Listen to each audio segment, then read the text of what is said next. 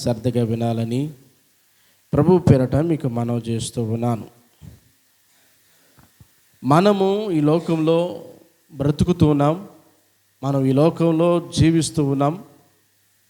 కాబట్టి జ్ఞాపకం చేసుకుందాం,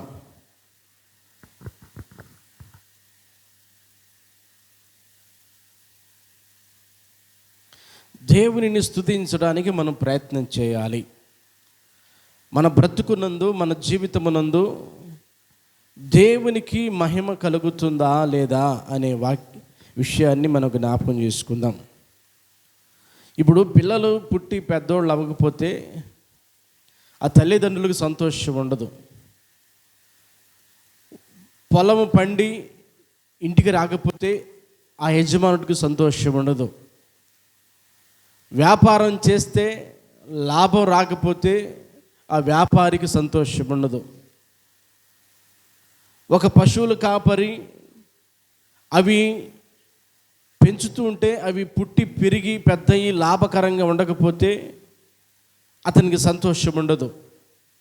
అట్టాగనే మనము ఈ లోకంలో బ్రతుకుతున్నప్పుడు మన కోసం వెల చెల్లించి, మన కోసమై రక్తము కార్చి, మన కోసమై ప్రాణము పెట్టి మనలను ఎంతగానో ప్రేమిస్తూ ఉన్నటువంటి ఆయనకు తగిన మహిమ, తగినటువంటి ఆనందము రాకపోతే ఆయనకు కూడా సంతోషం ఉండదు. బిడ్డల ద్వారా సంతోషం రాకపోతే తల్లి బాధపడుతుంది, తండ్రి బాధపడతాడు కదా. పొలం ద్వారా పంట ఇంటికి రాకపోతే రైతు ఏడుస్తాడు కదా. వ్యాపారంలో వృద్ధి కలగకపోతే ఆ వ్యాపారి నష్టపోతాడు కదా. అట్లాగనే దేవుని సన్నిధిలో ఉన్న మనం ఇలువ పెట్టి కొనబడిన వారం, మనం రక్తము చేత కొనబడిన వారం, మనం స్వకీయ సాంపాద్యంగా చేసుకోబడినటువంటి వారం మనం. అలాంటి మనము దేవునికి మహిమనివ్వలేకపోతే, దేవునికి మహిమ తీసుకురాలేకపోతే ఆయన సంతోషపడడు. నీవు బాధపడినట్టుగా, రైతు బాధపడినట్టుగా, వ్యాపారి చేసేవాడు బాధపడినట్టుగా, అలాగనే పశువుల మందలు మేపుకునే వాళ్ళు బాధపడినట్టుగా గమనించండి, దేవుడు కూడా బాధపడతాడు. కాబట్టి మనం ఏం చేయాలి అంటే దేవునిని మహిమపరచటానికి మనము ప్రయత్నము చేయాలి. ఇప్పుడు 1వ దినవృత్తాంతాలు 16వ అధ్యాయము 29వ వచనములో ఈ రీతిగా రాయబడుతుంది. ఏమిటంటే, యెహోవా నామమునకు తగిన మహిమను ఆయనకు చెల్లించుడి అని రాయబడుతుంది. ఎవరి కొరకు ఏం చెల్లించాలంట? యెహోవా నామమునకు తగిన మహిమ ఆయనకు చెల్లించాలి. అంటే ఆయనకు మహిమ రావాలంట. మన ద్వారా, మన జీవితం ద్వారా ఆయనకి మహిమ రావాలని కోరుకుంటున్నాడు దేవుడు. తగిన మహిమ. ఇప్పుడు కొంతమందికి పిల్లలకి మనం 5 రూపాయలు ఇస్తే ఒప్పుకోడు, 10 రూపాయలు ఇస్తేనే ఒప్పుకుంటాడు. అంటే అప్పుడే సంతోషం. అవునా కదా? అట్లాగే దేవుని సన్నిధిలో ఏదో పాట పాడామో, ఏదో ప్రార్థన చేసామో, ఏదో వాక్యం చదివామో, ఏదో కానుకిచ్చామో, ఏదో తప్పకుండా గుడికి వస్తున్నామో అన్నది కాదు. తగిన మహిమ ఆయనకు చెల్లించాలి మన ద్వారా. తగిన మహిమ అంటే ఆయన సంతోషపడే రీతిగా, ఆయన ఆనందపడే రీతిగా. నువ్వు ఒక పాట పాడితే సంతోషం వస్తుందా? వాక్యం చదివితే, వాక్యం చెబితే, లేకపోతే కానుకలు ఇస్తే, వ్రతాలు పెట్టుకుంటే, లేకపోతే నీ పేరు మీద ఏదైనా వస్తువులు సమర్పిస్తే, లేదు 7 రోజులు, లేదు 21 రోజులు, లేదు 41 రోజు ఉపవాసాలు ఉంటే ఆయనకి మహిమ వస్తుందా? తగిన మహిమ రావాలి. ఇప్పుడు వాస్తవానికి మనలను కలుగు చేసుకునేనికి మనలను కలుగు చేసింది దేనికి? మనలను పుట్టించింది దేనికి? మనలను రూపించింది దేనికి? యెషయా గ్రంథం 43వ అధ్యాయము 7వ వచన భాగంలో ఏమంటది వాక్యం? చదవండి ఒకసారి. యెషయా గ్రంథము చదవాలి.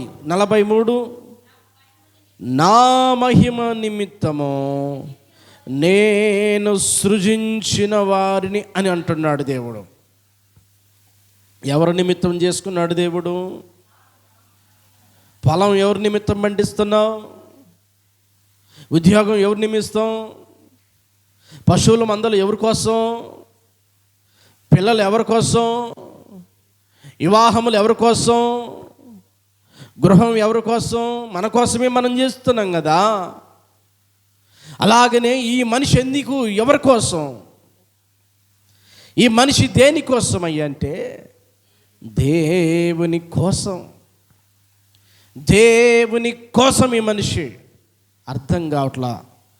లోకంలో ఎన్నో అనుకుంటుంటాడు, ఈ జీవితం పలానోళ్ళ కోసం, పలాని యొక్క పని కోసమని. కానీ మనిషి ఈ భూమి మీద తయారు చేయబడింది, పుట్టింది, ఈ లోకంలో మనిషి జీవిస్తుంది ఎందుకంటే దేవుని మహిమ నిమిత్తము అని రాయబడుతుంది. అంతేకాదు కానీ ఇంకో సంగతి చెప్పాలి అంటే, క్రీస్తునందు ప్రియులారా, సంగతి చెప్తున్నాను ఏమండి. ఎఫెసీయులకు రాసిన పత్రిక 1వ అధ్యాయము మనము 14వ వచనములో రాయబడుతున్న విషయము ఏమిటంటే, దేవుని మహిమకు కీర్తి కలుగుటకై ఆయన సంపాదించుకున్న ప్రజలకు విమోచనము కలుగు నిమిత్తము దేవుని నామమునకే మనలను ఏం చేశారంట? విమోచించాడు. మనలను పుట్టించింది ఎందుకు? ఆయన మహిమ కోసమే. మనలను విమోచించింది దేనికోసమంట అంటే ఆయన మహిమ కోసమే. ఆయన మహిమ కోసమే మనము జీవిస్తున్నాం. ఆయన మహిమ కోసమే మనం విమోచించబడ్డాం. ఆయన మహిమ కోసమే మనలను తయారు చేసుకున్నాడని వాక్యము చలవిస్తుంది. దేవునికి స్తోత్రం. కాబట్టి ఎందుకయ్యా అంటే దేవుని మహిమ నిమిత్తం. వాక్యం చలవిస్తుంది, యెహోవా నామమునకు తగిన మహిమను చెల్లించాలి. ఎందుకు చెల్లించాలి? ఎందుకయ్యా అంటే మనలను పుట్టించింది ఆయన మహిమ కోసమే. ఆయనే పుట్టించాడు. మహిమ పరుస్తారు అని, ఘనపరుస్తారు అని, ఆయన పొగుడుతారని, ఆయన కృతజ్ఞతలు చెల్లిస్తారని, ఆయన నామమును ఎప్పుడు జపిస్తారని, తలపోసుకుంటారని ఈ మనిషిని ఆయన కలుగు చేశాడు. రెండవ విషయాన్ని గమనిస్తే, ఎందుకు ఆయన కలుగు చేశారంటే ఈ మనిషిని అంటే వాక్యం చలవిస్తుందా? ఎందుకంట తన కృపా మహిమకు కీర్తి కలగటానికి మనలను విమోచించాడు. మనలను విమోచించడానికి కూడా కారణం ఏమిటంటే చెప్పాలి ఆయనకు మహిమ కలగటానికి అనే విషయాన్ని మనం చూస్తూ ఉన్నాం. ఇంకో సంగతి చెప్పాలంటే ప్రియ దేవుని బిడ్డలారా, ఎందుకు దేవుడు తగిన మహిమను కోరుతున్నాడు? ఏం చేయాలి అంటే రోమీయులకు రాసిన పత్రిక మనందరం జ్ఞాపకం చేసుకుందాం. రోమీయులకు రాసిన పత్రిక 3వ అధ్యాయము 23వ వచనములో రాయబడుతుంది. ఏమిటంట? చదవండి ఒకసారి. ఏ భేదమును లేదు, అందరూ పాపము చేసి దేవుడు అనుగ్రహించు మహిమను పొందలేకపోతున్నారు. కాబట్టి ఆయన ఏమయ్యాడంట? మనందరి నిమిత్తం ఆయన కృపచేతనే మనలను ఏం చేశారంటే చెప్పండి. విమోచనము ద్వారా ఉచితముగా నీతిమంతులను తీర్చబడుతున్న మనలను నీతిమంతులుగా తీర్చాడు ఆయన మహిమ కోసం. ఆయన మహిమ కోసం మనలను నీతిమంతులుగా చేశాడు కదా. కాబట్టి క్రీస్తునందు ప్రియులారా, ఈ రాత్రి వేళ మనం జ్ఞాపకం చేసుకోవలసిన విషయం ఏమిటంటే, దేవుని సన్నిధిలో చేరిన మనము ఆయనకు ఏం తీసుకురావాలి? మహిమ తీసుకురావాలి. అంటే చూడండి, మనల్ని పుట్టించిందే ఆయన మనకి మహిమ కోసం, మనల్ని విమోచించిందే ఆయన మహిమ కోసం, మనల్ని నీతిమంతులుగా చేసిందే ఆయన మహిమ కోసం. అర్థమవుతుందా? కాబట్టి ఆయనకు తగిన మహిమ చెల్లించాలి. ఎట్ట చెల్లుద్ది? ఆయనకు తగినటువంటి మహిమ, ఆయనకు తగినటువంటి మహిమ ఎలా కలుగుతుంది? ఎలా చెల్లించగలం? ఒక భక్తుడు అంటాడు, నీవు చేసిన ఉపకారములకు నేనేమి చెల్లింతును, నీవు చేసిన ఉపకారములకు నేనేమి చెల్లింతును, ఏడాది దూడలనా వేలాది పొట్టేళ్ళనా నీవు చేసిన ఉపకారములకు నేనేమి చెల్లింతును.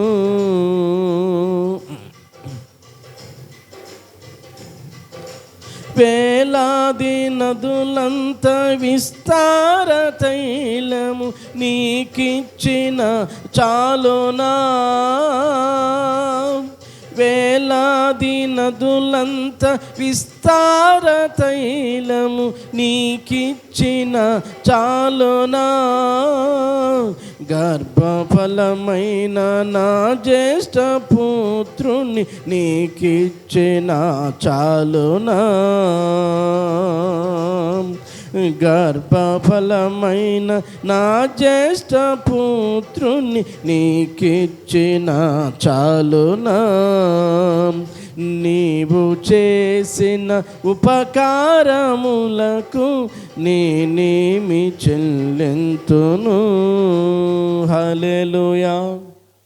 ఏమిస్తే ఆయనకు మహిమ కలుగుతుంది చెప్పండి? ఇప్పుడు ఆయన మనలను పుట్టించిందే ఆయన మహిమ కోసం, మనల్ని విమోచించిందే ఆయన మహిమ కోసం, మనలను నీతిమంతులుగా చేసిందే ఆయన మహిమ కోసం.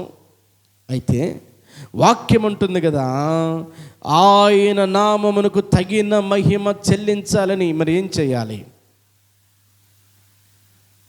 విమోచించిన దేవునికి, నీతిమంతులుగా చేసిన దేవునికి, పుట్టించిన దేవునికి మనం ఏమి చేస్తే ఆయనకు మహిమ కలుగుతుంది? వ్యాపారం పండితే, ఆ వ్యాపార వృద్ధి కలిగితే యజమానుడికి సంతోషం, ఆ వ్యాపారికి సంతోషం కదా. మరి మనం ఏం చేస్తే ఆయనకి సంతోషం వస్తుంది? ఎలా బ్రతికితే, ఎలా జీవిస్తే, ఎలా మాట్లాడితే, ఎలా మన యొక్క పరిశుద్ధత, నీతిని, భక్తిని కాపాడుకుంటే ఆయనకి మహిమ వస్తుంది. దొంగతనం చేస్తే వస్తుందా? పాపం చేస్తే వస్తుందా? అక్రమాలు చేస్తే వస్తుందా? అన్యాయాలు చేస్తే వస్తుందా? దొంగగా దోపిగా బ్రతికితే వస్తుందా? లేకపోతే ఆచారాలు అలవాట్లతో మనిషి సాంప్రదాయ సిద్ధాంతాలతో బ్రతికితే దేవునికి మహిమ వస్తుందా? మరి దేవునికి మహిమ రావాలి అంటే ఏమి చేస్తే మహిమ వస్తుంది? ఆయన ఎట్లాగా మహిమ పరచబడతాడని ఆలోచన చేస్తే మత్తయి సువార్త 5వ అధ్యాయము 16వ వచ్చిన భాగాన్ని చదువుదాం. మత్తయి సువార్త 5వ అధ్యాయము 16వ వచనంలో రాయబడిన సంగతి ఏమిటంట? మనుషులు నీ సత్క్రియలను చూసి పరలోకమందున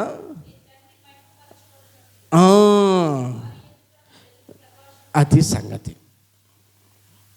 మనుషులు మీ సత్క్రియలను చూసి పరలోకమందున్న మీ తండ్రిని మహిమపరుస్తారంటే, దేవునికి మహిమ తగిన రీతిగా మనం చెల్లించాలంటే వాక్యం అంటుంది మన సత్క్రియల ద్వారా దేవునికి మహిమ వస్తుందంట. గట్టిగా చప్పట్లు కొడుతూ ఆయన పరిశుద్ధ నామమును మనం స్తుతిద్దాం.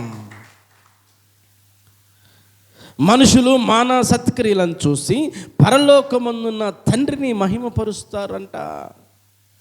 ఎవరిని మహిమపరుస్తారు? చెప్పండి చెప్పండి. మన తండ్రిని మహిమపరుస్తారు. ఎట్లా?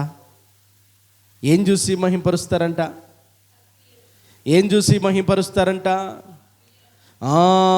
మన క్రియలను చూసి, మన క్రియలను చూసి. గమనించండి, మనం పనికి వెళతాం, ఆ పనిలో కూడా గమనించండి, నీ దేవుడు కనబడాలి ప్రజలకు. దేవునికి స్తోత్రం. నువ్వు ప్రయాణం చేస్తావు, ఆ ప్రయాణంలో కూడా నీ సత్క్రియలు కనబడాలి. అప్పుడు నీ దేవుడు మహిమపరచబడతాడు. నువ్వు ఫంక్షన్కి వెళ్ళావు, ఆ ఫంక్షన్లో మనుషులు నిన్ను గమనిస్తుంటారు, ఆ ఫంక్షన్లో కూడా దేవునికి మహిమ రావాలా. ఓ ప్రయాణం చేసావు, ఆ ప్రయాణంలో నిన్ను గమనిస్తుంటారు, ఆ ప్రయాణంలో కూడా దేవునికి మహిమ రావాలా. ఓ పనికి వెళ్ళావు, ఆ పనిలో మనుషులు నిన్ను గమనిస్తూ ఉంటారు, ఆ పని ద్వారా కూడా దేవునికి మహిమ రావాలా. వాక్యం చదివిస్తుంది ఏంటి? మనుషులు మీ సత్క్రియలను చూస్తారంట. అంటే మనం చేసే పనులను చూసి దేవుణ్ణి మహిమపరుస్తారు. అది సంగతి. దేవుణ్ణి ఏం చేస్తారంట? చెప్పాలి. మహిమపరుస్తారు అని వాక్యం జలవిస్తుంది. మనలను చూసి, మన సత్క్రియలను చూసి. మనల్ని చూసి అంటే మనం కట్టుకున్న, చూడండి, ఆ కట్టు బొట్టును బట్టి కాదు, మనం వేసుకున్న ఆభరణాలను బట్టి కాదు, మన సత్క్రియలను చూసి దేవునికి మహిమ వస్తుంది. హల్లెలూయా. చెప్పండి. ఏం చూసి వస్తుందంట? సత్క్రియలను చూసి దేవునికి ఏం కలుగుతుందంట? మహిమ కలుగుతుంది. దేవునికి మహిమ కలుగుతుంది. దేవునికి స్తోత్రం. నిజంగా ప్రియ దేవుని బిడ్డలారా, మనలను చూసి దేవునికి మహిమ కలిగేటట్టు ఉండాలి లోకానికి. లోకం మనలను చూసినప్పుడు, మన సత్క్రియలను చూసినప్పుడు, మన ప్రార్థనను చూసినప్పుడు, మన నడవడికను చూసినప్పుడు, మన విధి విధానాలను చూసినప్పుడు, మన యొక్క భక్తిని చూసినప్పుడు, మనము ఏదైతే మాట్లాడుతున్న మాటలను చూసినప్పుడు ప్రజలు దేవునిని ఏం చేయాలంట? మహిమపరచాలి అని వాక్యం చదివిస్తుంది. సత్క్రియలను చూసి ఏం చేయాలంటే చెప్పండి? దేవుని మహిమపరిచే రీతిగా ప్రియ దేవుని బిడ్డలారా ఉండాలని వాక్యం అంటా ఉంది. కాబట్టి మనం జ్ఞాపకం చేసుకోవాల్సిన విషయం ఏమిటంటే, మన సత్క్రియలను చూసి దేవునికి మహిమ కలగాలి. మీరు ప్రార్థనకి వెళ్ళేవాళ్ళ అని గుర్తుపట్టాలి ఆటోమేటిక్గా. మీరు యేసు ప్రభువుని నమ్ముకున్న వాళ్ళ అని ఆటోమేటిక్గా వాడికి తెలియాలి. అర్థమవుతుందా? మీరు దేవుణ్ణి కలిగి ఉన్నవారా అని ఆటోమేటిక్గా వారికి తెలిసిపోవాలి. కాబట్టి క్రీస్తునందు ప్రియ దేవుని బిడ్డలారా, ఒకసారి మనం జ్ఞాపకము చేసుకున్నట్లయితే, దానియేలు విషయంలో దేవుడు ఒక చక్కటి విషయాన్ని తెలియపరుస్తాడు. ఏమిటంట? రాజుకి ఏం కాలేదంట ఆ రాత్రి. చెప్పండి. దానియేలును సరసాలలో పెట్టిన ఆ సింహాల బోన్లు వేసినప్పుడు ఏమీ కాలేదు కదా. ఆ రాజు వచ్చి ఏం మాట్లాడుతున్నాడు దానియేలుతో? దానియేలు, నీవు సేవించుచున్న దేవుడే నిన్ను రక్షించనా అని చెప్తూ, నీవు దేవుని దృష్టికి ఎట్లా కనపడ్డావంట? చెప్పండి. చూడండి, నిర్దోషిగా. ఏంటంటే చెప్పండి? నిర్దోషిగా కనబడ్డాడంటండి.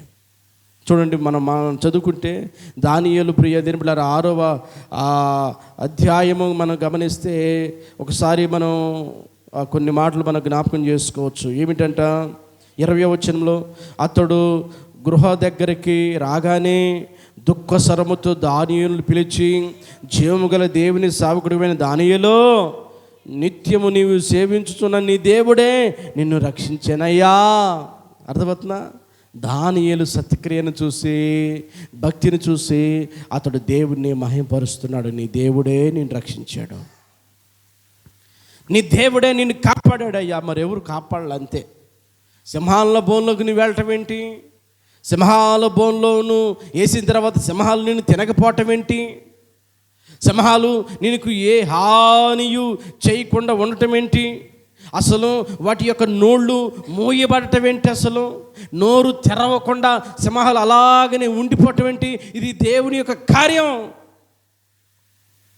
దేవుడు నీ పక్షంగా ఉన్నాడు, నీ భక్తిని దేవుడు చూశాడని చెప్పి మాట్లాడుతున్నాడు. కాబట్టి తగిన ఫలము దేవునికి ఏం చేయాలి? తగిన మహిమ చెల్లించాలి. ఎట్లా చెల్లించాలి అంటే మన సత్క్రియల ద్వారా. ఏం ద్వారా చెప్పండి? సత్క్రియల ద్వారా. ఎట్టగా? మనుషులు మనలను చూసినప్పుడు, మనుషులు మన భక్తిని చూసినప్పుడు, మన వేషాన్ని చూసినప్పుడు, మన మాటలను చూసినప్పుడు, మన ఆలోచనలను చూసినప్పుడు, మన నడవడికను చూసినప్పుడు, అయ్యో వీళ్ళు దేవుని పిల్లలు అనుకుంటానే, వీళ్ళు దేవుడి సన్నిధికి వెళ్తారనుకుంటానే, వీళ్ళు వాక్యం చేత నడిపించబడుతున్నారే, వీళ్ళు ప్రార్థనా పూర్వకంగా ఉన్నారే, వీళ్ళు దేవుని యందు భయభక్తులు కలిగిన వాళ్ళేనే, దేవుని యొక్క విశ్వాసం వీళ్ళలో ఉంది, వీళ్ళ యొక్క దేవుని ఉనికి వీళ్ళలో పనిచేస్తుందని ప్రజలు మనల్ని చూసి ఏం చేయాలని చెప్పండి? గుర్తు చేసుకోవాలి. దేవునికి స్తోత్రం. ఏం చేయాలంట? గుర్తు చేసుకోవాలి. కొంతమంది అంటారు ఏమని? ఏం ప్రార్థనకి పోతుందే కానీ ఏమో ఏమీ లేదే, ఏం ప్రార్థనకి పోతుంది కానీ ఈ భక్తి లక్షణాలు లేవే అన్నప్పుడు దేవునికి మహిమ వచ్చిద్దా? రాదా? రాదు.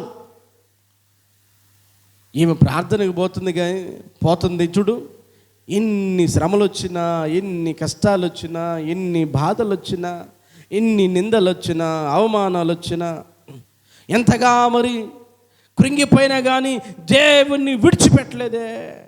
ఏందబ్బా అని దేవునికి మహిమ చెల్లిస్తారు. కొంతమంది అంటారు కదా, ఏమని? నేనైతే ఎప్పుడో దేవుని విడిచిపెట్టేవాడిని, నువ్వు కాబట్టి దేవుని పట్టుకుని ఊగులాడుతున్నావు అనేవాళ్ళు లేరా? ఉంటారండి. కాబట్టి దేవుని యొక్క సన్నిధిలో మనము ఆయనకు తగిన మహిమ చెల్లించాలంటే మనం చేయవలసిన పని ఏమిటంటే, గమనించండి, మన సత్క్రియల ద్వారా. అంటే సత్క్రియ అంటే, సత్ అంటే మంచిది, క్రియ అంటే పని. సత్ అంటే ఏంటిది? సత్ అంటే మంచి, క్రియ అంటే పని. మంచి పనుల ద్వారా దేవునికి మహిమ రావాలి. మనం చేసే మంచి పనుల ద్వారా దేవునికి మహిమ వస్తే ఎంతైనా మంచిది.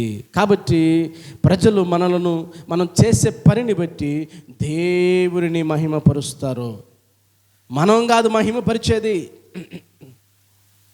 మన పని ద్వారా దేవునికి మహిమ. కాబట్టి తగిన మహిమ ఆయనకు చెల్లించాలంటే ఏం చేయాలంటే చెప్పండి? మంచి పనులు చేయాలి. చూడండి ప్రియ దేవుని బిడ్డలారా, ఎంత కష్టమైనా సరే మంచి పనులు చేయటానికి మనం ప్రయత్నం చేయాలి. రెండో విషయాన్ని మనం జ్ఞాపకం చేసుకుందాం.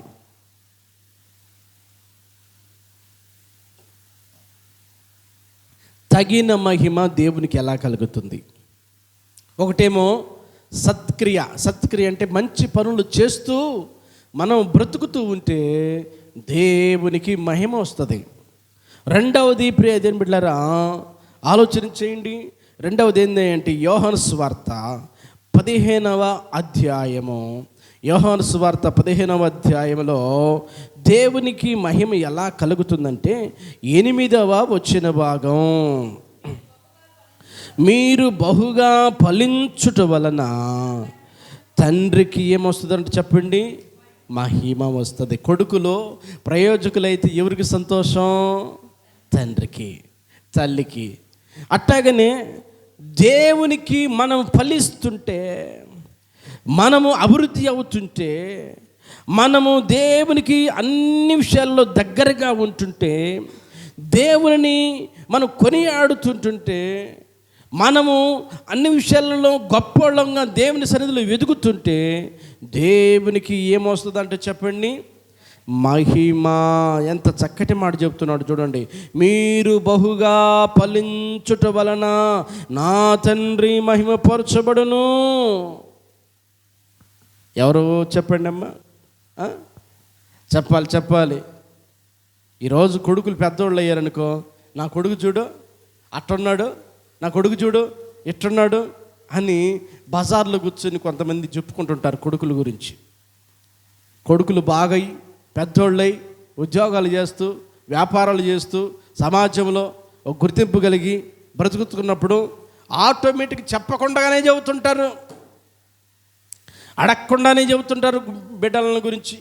అంటే సంతోషాన్ని వ్యక్తపరుస్తుంటుంటారు.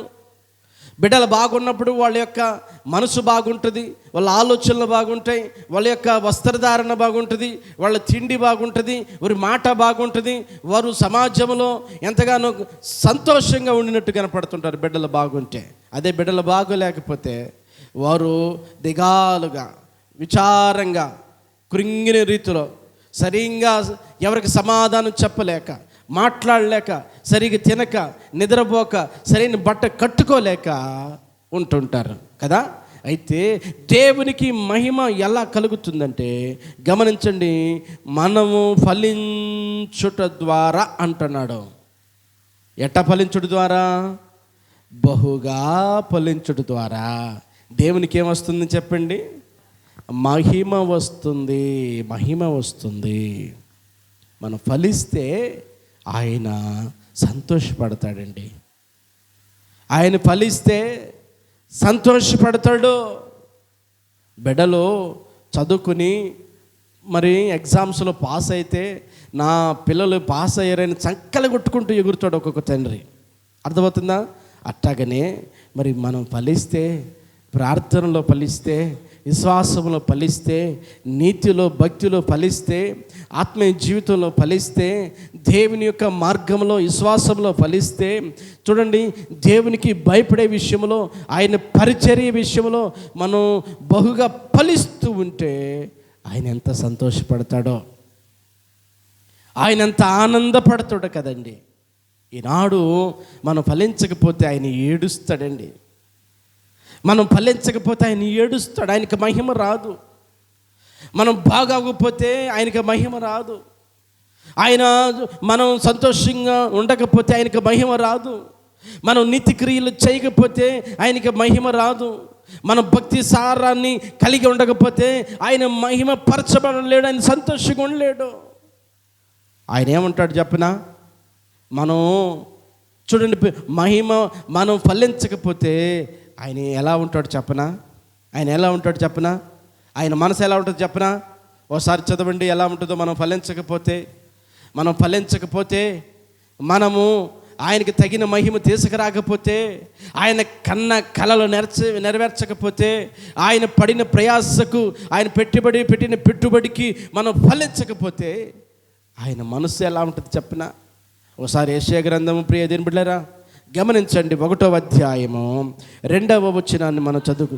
ఆకాశమా ఆలకించుము, భూమి సెవియొగ్గుము, నేను పిల్లలను పెంచి గొప్పవారిగా చేసి తిని వారు నా మీద తిరుగుబడి ఉన్నారు. పిల్లలను పెంచాను, పోషించాను, పెద్దవాళ్ళను చేశాను, నా మీద తిరుగుబడి ఉన్నారని ఆయన సంతోషపడుతున్నాడా, బాధపడుతున్నాడా? మరి మహిమ వస్తుందా? తిరుగుబాటు చేస్తే మహిమ వస్తుందా? తిరుగుబాటు చేస్తే ఆనందపడతాడా? తిరుగుబాటు చేస్తే సంతోషం కలుగుద్దా? పిల్లలు ఎదురు మాట్లాడితే తల్లిదండ్రులకు సంతోషమేనా? పిల్లలు పేకాట్లు జోజాలు కలిగి ఉంటే తల్లిదండ్రులకు సంతోషమేనా? పిల్లలు అనారోగ్యాలతో ఉంటే తల్లిదండ్రులకు సంతోషమేనా? గమనించండి, త్రాగుబోతులైతే తల్లిదండ్రులకు సంతోషమేనా? జీవితాలు కూలిపోతే తల్లిదండ్రులకు సంతోషమేనా? గమనించండి ప్రియ దేవుని బిడ్డలారా, తిరుగుబాటు కలిగి మాటల చేత తోటాల్లాగే పేలుస్తూ కత్తిపోటు ఉంటే మాటలతో బాధపరుస్తూ ఉంటే తల్లిదండ్రులకు సంతోషం కలుగుద్దా? సమాధానం కలుగుద్దా?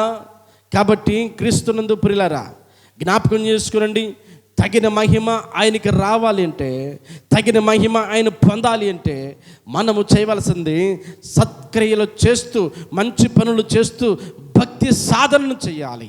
రెండవది, మనము ఆయనకి మహిమ తీసుకురావాలంటే మనం ఫలించాలి. చూడండి, బిడ్డలు ఫలించకపోతే ఆ తల్లిదండ్రులకు సంతోషం రాదు. ఎన్నో వేల రూపాయలు పెట్టి నేను చదివించాను, ఎంతగానో నీకు ఖర్చు పెట్టాను, నీ వలన ప్రయోజనం ఏమి లేదని ఆ తల్లిదండ్రులు బాధపడతారు కదా. చూడండి, పైరు రాకపోతే ఏడుస్తారు కదా, పంట రాకపోతే ఏడుస్తారు కదా, బిడ్డలు రాకపోతే ఏడుస్తారు కదా, వ్యాపారం వృద్ధి కాకపోతే ఏడుస్తారు కదా. అట్లాగనే దేవుడు కూడా ఫలించకపోతే ఏడుస్తాడు.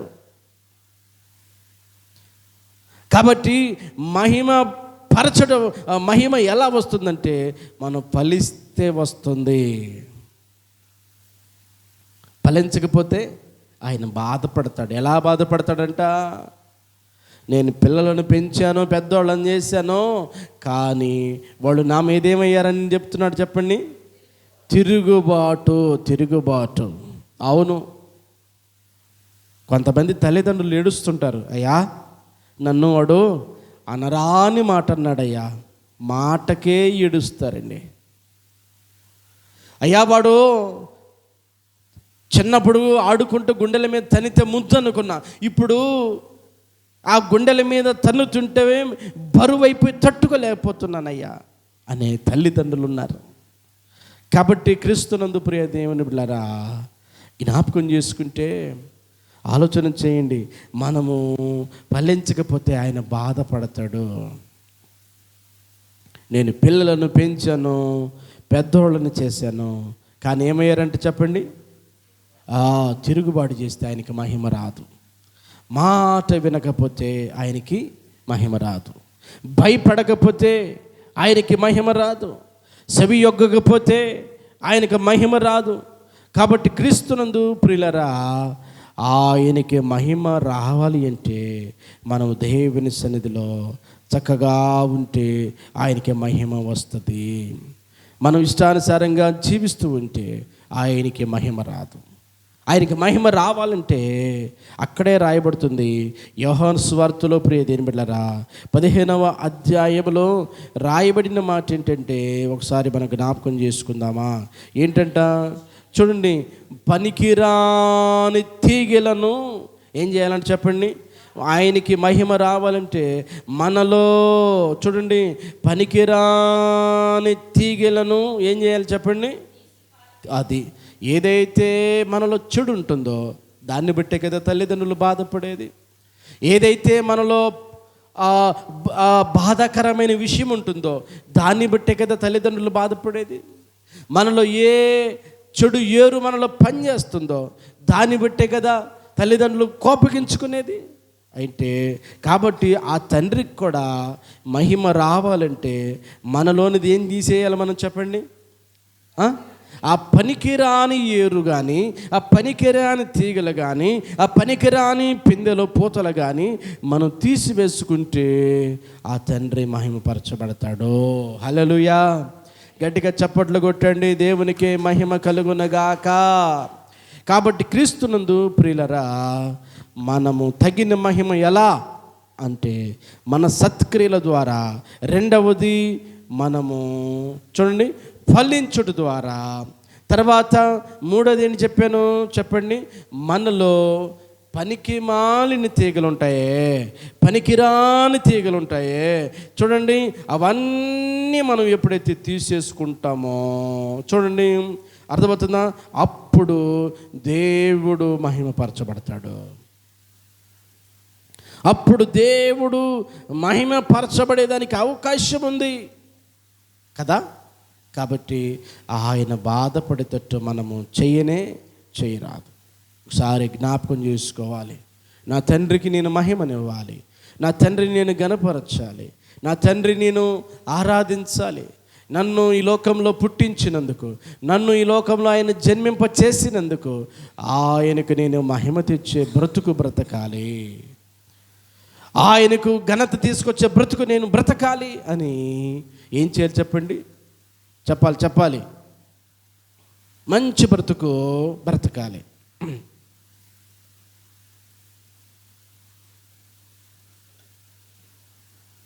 ఆయనకి మహిమ ఎలా తీసుకురావాలి చదవండి. మనం గమనించినట్లయితే ప్రియ దేవుని బిడ్డలారా, అపోస్తలుల కార్యము 13వ అధ్యాయము 48వ వచనాన్ని చదువుకుందాం. 13వ అధ్యాయము 48 ఏం రాయబడుతుంది చూడండి.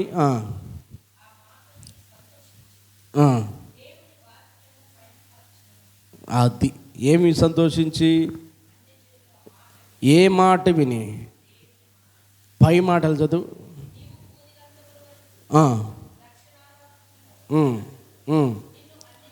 చూడండి, నీవు భూతిగంతముల వరకు రక్షణార్థముగా ఉండునట్లు నిన్ను అన్ని జనులకు వెలుగుగా ఉంచి ఉన్నాను అని ప్రభు మాకు ఆజ్ఞాపించిరనిరి. అన్ని జనులు ఆ మాట విని సంతోషించి దేవుని వాక్యమును మహిమపరచిరి. ఏ వాక్యమును? అది సంగతి. ఎందుకు దేవుణ్ణి మహిమపరిచారంట అంటే, ఆ వ్యక్తి అంటాడు, ఆ వ్యక్తి ఏం చెప్తున్నాడు చెప్పండి, అర్థమవుతుందా? నన్ను ఎట్లా ఉంచాడంట? ఎలుగుగా ఉంచాడు. రక్షణార్థముగా నన్ను ఎలుగుగా ఉంచాడు, నన్ను దీపంగా ఉంచాడు, నన్ను సాక్షిగా ఉంచాడు, దేవుని పక్షాన నన్ను నిలబెట్టాడు అని చెప్పటంతో అన్ని జనులు ఏం చేశారంటే దేవుణ్ణి మహిమపరిచారు. దేవుని మహిమపరిచారు. ఒకరోజు గమనించండి ప్రియ దేవుని బిడ్డలారా, ఆలోచన చేయండి. చేజర్ల అనేటువంటి గ్రామానికి వాక్యం చెప్తానికి పోతే అక్కడ ఒక రెడ్డి కులములో నుండి దేవుని నమ్ముకున్న వ్యక్తి పాస్టర్గా పనిచేస్తున్నాడు. పాస్టర్గా పనిచేస్తుంటే ఆ కులం ఆయన్ని విడిచిపెట్టింది. నువ్వు తక్కువ వాళ్ళ దేవుడిని నమ్ముకున్నావు, వాళ్ళ ఇళ్ళలో చేరి, వాళ్ళ పంచ చేరి, వాళ్ళ పెట్టింది తింటున్నావు, కాబట్టి నువ్వు కులంలో కలవకూడదు అని ఆయన ఏం చేశారంటే, ఊళ్ళోకి సరిగా రానియకుండా, ఇలువ లేకుండా, గమనించండి, ఇలా పెట్టి చెంప మీద కొట్టారంట ఆ రెడ్డి గారిని. అయితే అయినా కానీ ఎలివేసిన అనేకమైన మాటలు మాట్లాడినా, గమనించండి, మరి కొట్టినా తిట్టినా, చూడండి, తక్కువ కులాల దగ్గరికి వెళ్తున్నాం, వాళ్ళు పెట్టిన ముద్ద తినటానికి వెళ్తున్నాం, సిగ్గు లేదా, అది లేదా, ఇది లేదని ఇష్టం వచ్చినట్టు మాట్లాడినా ఆయన దేవుని కొరకు బ్రతకటం ప్రారంభించాడు.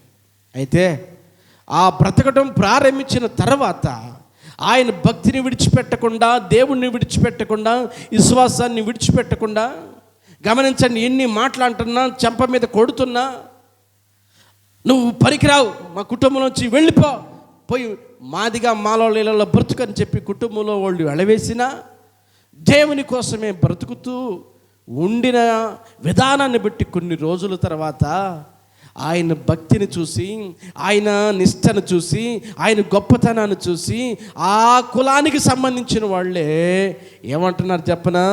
అదిరా భక్తి అంటే. యేసుక్రీస్తుని నమ్ముకున్నాడు, దేవుని ముద్ద కోసంగా దేవుని నమ్ముకుంది, చూడండి, బట్టల కోసంగా దేవుని నమ్ముకున్నాడు, విశ్వాసము కోసం, రక్షణ కోసం దేవుని నమ్ముకున్నాడు. అదిరా దేవుడు అంటే, అదిరా భక్తి అంటే అని చెప్పి ఈనాడు ప్రియ దేవులారా వాళ్ళ యొక్క కులంలో నుంచి ఎంతోమంది యేసయ్యను నమ్ముకున్నారు. గట్టిగా చప్పట్లు కొట్టండి, దేవునికి మహిమ కలుగునుగాక. ఇక్కడ అన్ని జనులు దేవుని మహిమపరచడానికి కారణం ఏంటంట?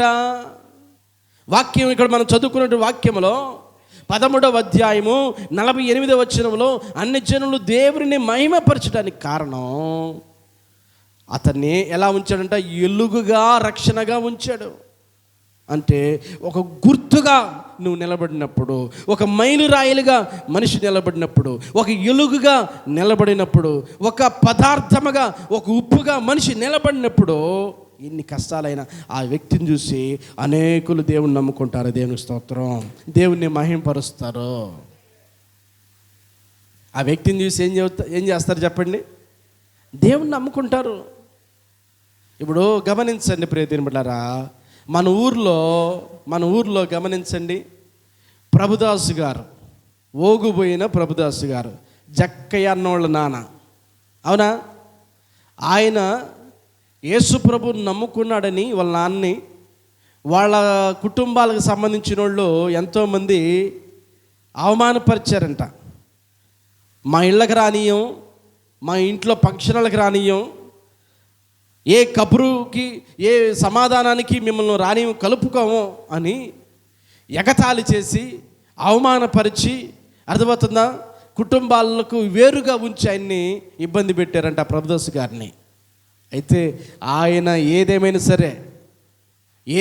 సరే ఆ యేసు నాకు కావాలి, ఆ ప్రభువు నాకు కావాలి, ఆ దేవుడు నాకు కావాలని ఆయనకున్నటువంటి ఆ రోజుల్లో పొలాలు స్థలాలు అమ్ముకుని దేవుని సేవ కోసం నిలబడ్డాడు.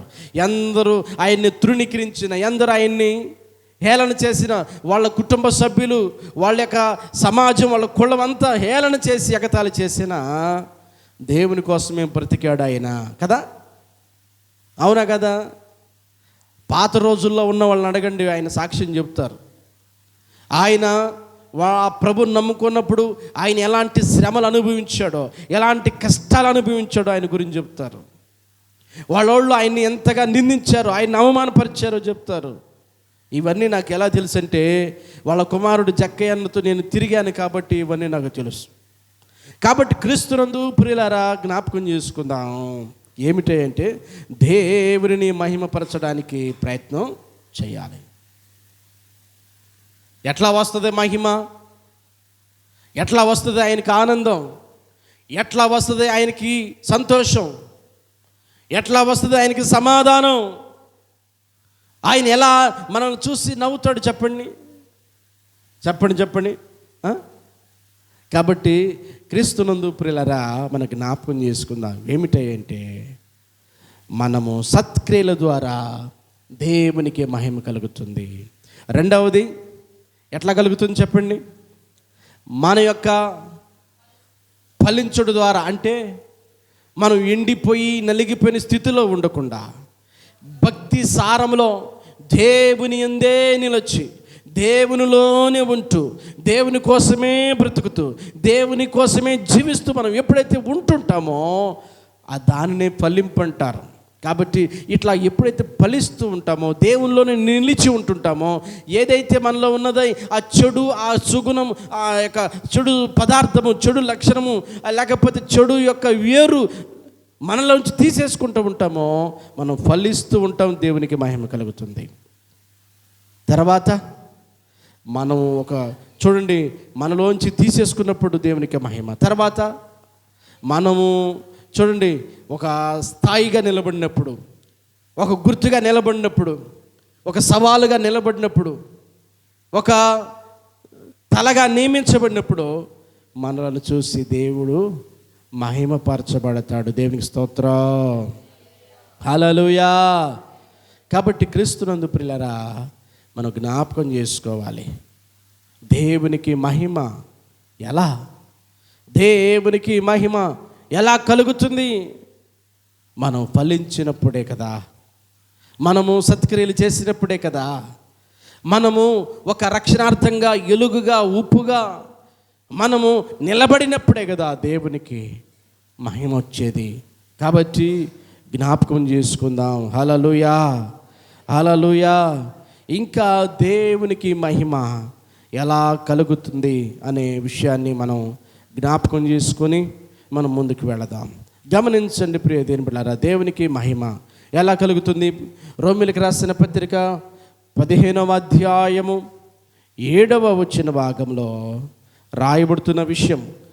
రోమీయులకు రాసిన పత్రిక 15వ అధ్యాయము 7వ వచనంలో, కాబట్టి క్రీస్తు మిమ్మును చేర్చుకున్న ప్రకారము దేవునికి మహిమ కలుగునట్లు మీరును ఒకరినొకడు చేర్చుకునుడి. దేవునికి మహిమ ఎలా వస్తుంది చెప్పండి? ఒకరినొకరు ఏం చేయాలంట? చేర్చుకోవాలి. ఒక ఆపద వచ్చినప్పుడు, ఒక కష్టం వచ్చినప్పుడు, ఒక శ్రమ వచ్చినప్పుడు, ఒక కన్నీరు ఎదురైనప్పుడు ఒకరినొకరు ఏం చేసుకోవాలంట? చేర్చుకోవాలి. అప్పుడు కదా దేవుడు మహింపరచబడేది, అప్పుడు దేవుడు గణపరచబడతాడుగా. నిన్ను చూడడు, నీలో ఉన్న భక్తిని చూస్తాడు ఎదుటి వ్యక్తి. నిన్ను చూడడు, నీలో ఉన్న మంచిని చూస్తాడు ఎదుటి వ్యక్తి. నిన్ను చూడడు, నీ ద్వారా పెట్టబడిన, నీ ద్వారా అందించబడిన ఆ సహాయమును చూస్తాడు. అర్థమవుతుందా? కాబట్టి క్రీస్తునందు ప్రియులారా, దేవునికి మహిమ కలుగునట్లు మనం ఏం చేయాలంట? ఒకరినొకరు చేర్చుకోవటం చెయ్యాలి. చేర్చుకోవటం అంటే అర్థం ఏంటి? ఎవరు ఆపదలో ఉన్నారో, ఏ కష్టంలో ఉన్నారో, ఏ సమస్యలో ఉన్నారో, వారి యొక్క అక్కరేంటో, వాళ్ళ అవసరత ఏంటో, వాళ్ళ కన్నీరేంటో, ఎందుకు వాళ్ళు అలా కృంగిపోయారో, ఎందుకు వాళ్ళు అలా సొమ్మసిల్లిపోయారో, ఎందుకు వాళ్ళు అలా బాధపడ్డారో, ఎందుకు వాళ్ళలాగా నలిగిపోయారో, ఒకప్పుడు ఎలా ఉన్నారు, ఒకప్పుడు ఎలా ఉన్నారు, అయ్యో ఎందుకు ఇలా జరిగిందని తలంచుకుని ఒకరినొకరు ఆదరించుకోవటం, ఒకరినొకరు చేర్చుకోవటం ఏం చేయాలంట చెప్పండి? చేస్తే దేవునికి మహిమ కలుగుతుంది. హల్లెలూయా చెప్పండి గట్టిగా, ఇంకా కొంచెం చెప్పండి. అది సంగతి. కాబట్టి క్రీస్తునందు ప్రియులారా, మన దేవుని సన్నిధిలో ఆయనకి మహిమ కలుగునట్లు మనం ప్రయత్నం చేయాలి. ఎన్ని విషయాలు నేర్చుకున్నాం మనం చెప్పండి? దేవునికి మహిమ రావాలంటే ఏం చేయాలా? చెప్పండి, ఒకటి చెప్పండి. అడుగుతుంది మిమ్మల్ని. ఒకటి. రెండోది రాసుకోలేదా?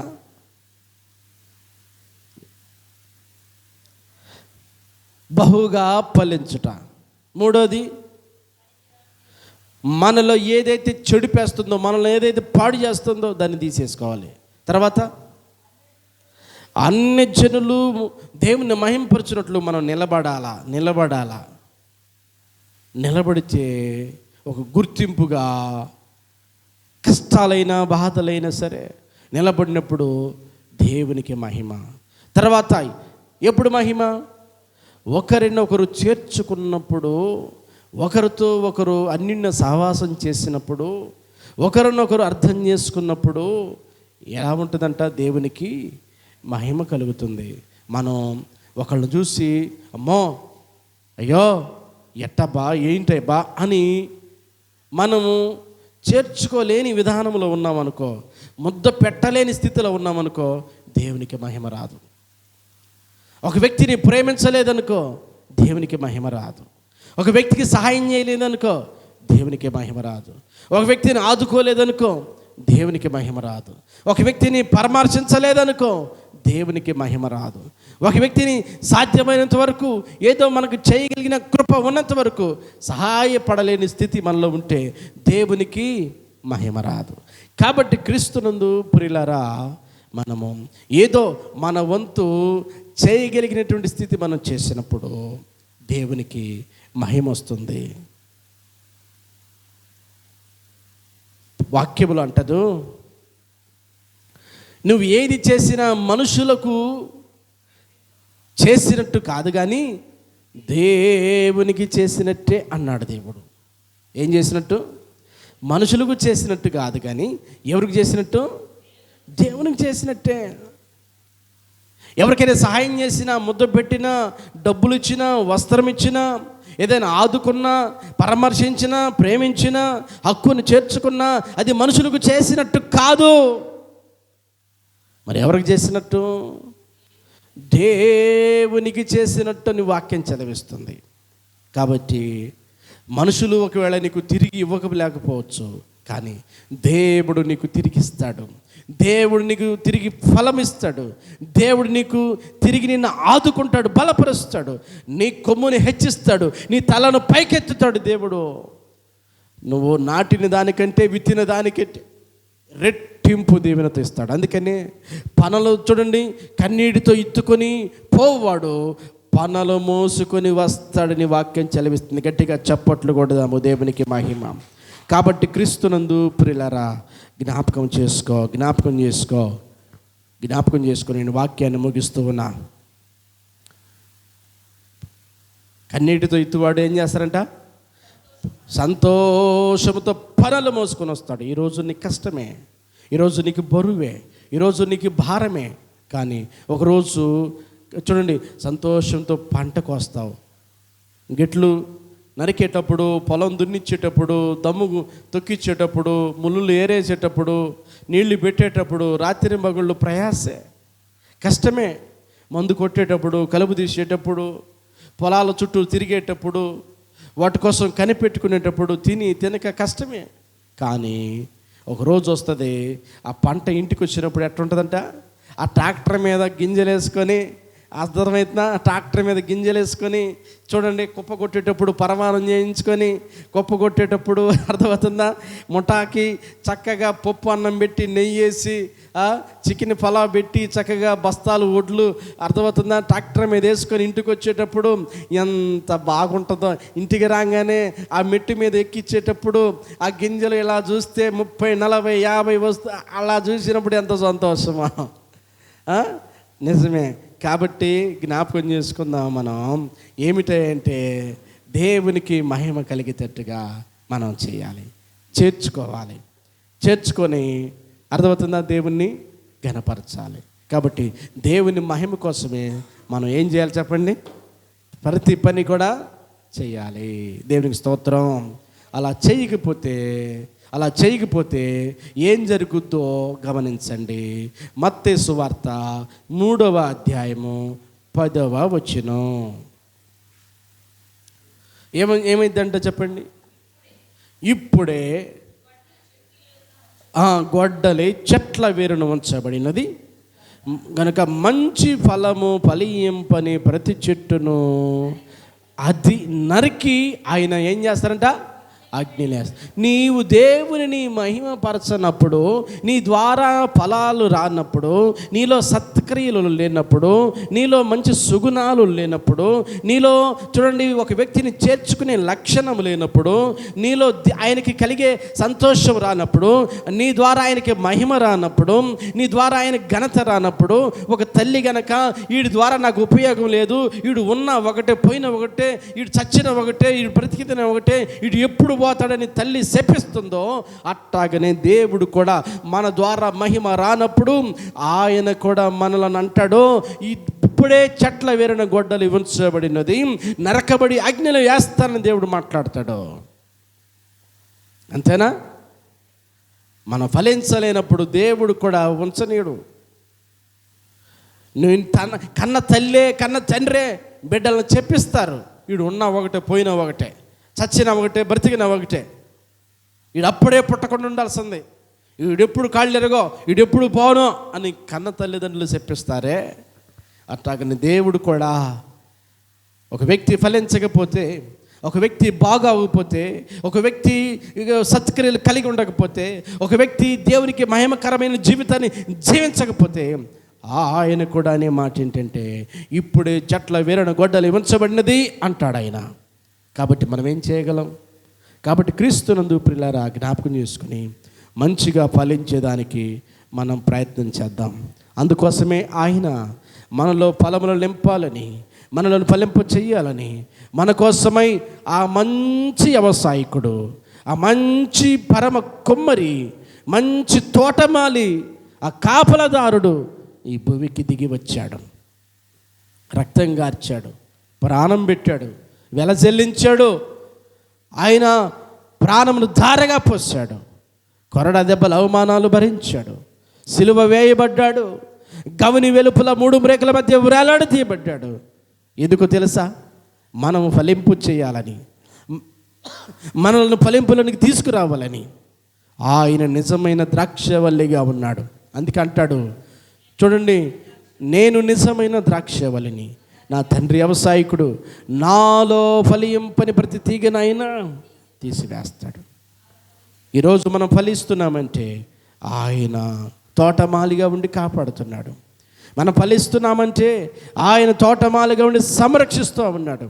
కాబట్టి జ్ఞాపకం చేసుకొని, ప్రభువా నన్ను ఫలింపు చేయి నాయన, అయ్యా నాలో సత్క్రియను ప్రారంభించయ్యా, నాలో ఒక తలమానికరమైన అయ్యా ఎలుగు రూపమైన జీవితాన్ని జీవించేటట్లు చేయ్యా, అయ్యా చేర్చుకునే మనసు నాకు ఇవ్వయ్యా, అయ్యా అన్ని జనులు సాక్ష్యం చెప్పగలిగినటువంటి బ్రతుకు నాకు ఇవ్వు ప్రభు అని మన ప్రార్థన చేస్తే తప్పకుండా ఆయన మనల్ని కనికరిస్తారు. కళ్ళు మూసుకుందాం ప్రియ దేవులారా. మన కోసమై మంచి వ్యవసాయుడుగా ఈ లోకంలోనికి దిగి వచ్చాడు మన పరమ తండ్రి. హల్లెలూయా, హల్లెలూయా, హల్లెలూయా, హల్లెలూయా, హల్లెలూయా, హల్లెలూయా. Praise the lord, praise the lord, praise the lord, praise the lord, praise the lord, praise the lord, praise the lord. కళ్ళు మూసుకొని అడుగుదాం దేవుణ్ణి. కళ్ళు మూసుకొని అడుగుదాం. హల్లెలూయా.